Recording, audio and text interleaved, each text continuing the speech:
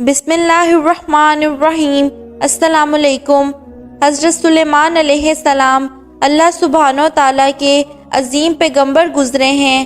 آپ کو بنی اسرائیل میں مبعوث کیا گیا اور نہ صرف پیغمبری عطا کی گئی بلکہ دنیا کی عظیم بادشاہت اور علم سے بھی نوازا گیا تھا۔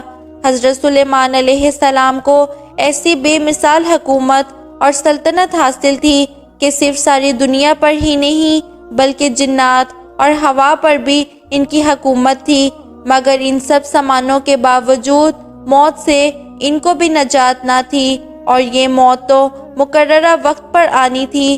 بیت المقدس کی تعمیر جو حضرت داؤد علیہ السلام نے شروع کی ملک شام میں، جس جگہ حضرت موسیٰ علیہ السلام کا خیمہ گاڑا گیا تھا، ٹھیک اسی جگہ حضرت داؤد علیہ السلام نے بیت المقدس کی بنیاد رکھی، مگر عمارت پوری ہونے سے پہلے ہی حضرت داؤد علیہ السلام کی وفات کا وقت آن پہنچا، اور آپ نے اپنے فرزند حضرت سلیمان علیہ السلام کو اس عمارت کی تکمیل کی وصیت فرمائی۔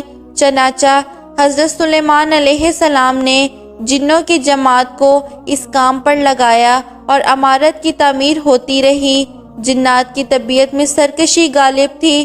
حضرت سلیمان علیہ السلام کے خوف سے جنات کام کرتے تھے۔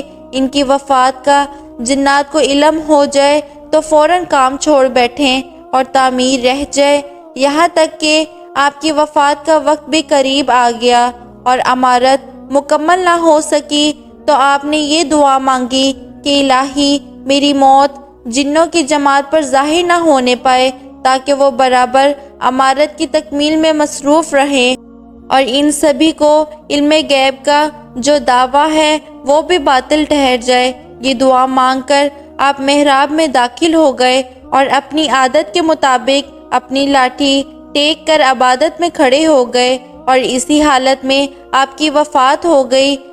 مگر جن مزدور یہ سمجھ کر کہ آپ زندہ کھڑے ہوئے ہیں برابر کام میں مصروف رہے، اور عرصہ دراز تک آپ کا اسی حالت میں رہنا جنوں کے گروہ کے لیے کچھ باعث حیرت اس لیے نہیں ہوا کہ وہ بار بار دیکھ چکے تھے کہ آپ ایک ایک ماہ بلکہ کبھی کبھی دو ماہ برابر عبادت میں کھڑے رہا کرتے تھے، یہاں تک کہ بحکم الہی دیمک نے آپ کے عصا کو کھا لیا، اور عصا کے گر جانے سے آپ کا جسم مبارک زمین پر آ گیا، اور اس وقت جنوں کی جماعت اور تمام انسانوں کو پتہ چلا کہ آپ کی وفات ہو گئی ہے۔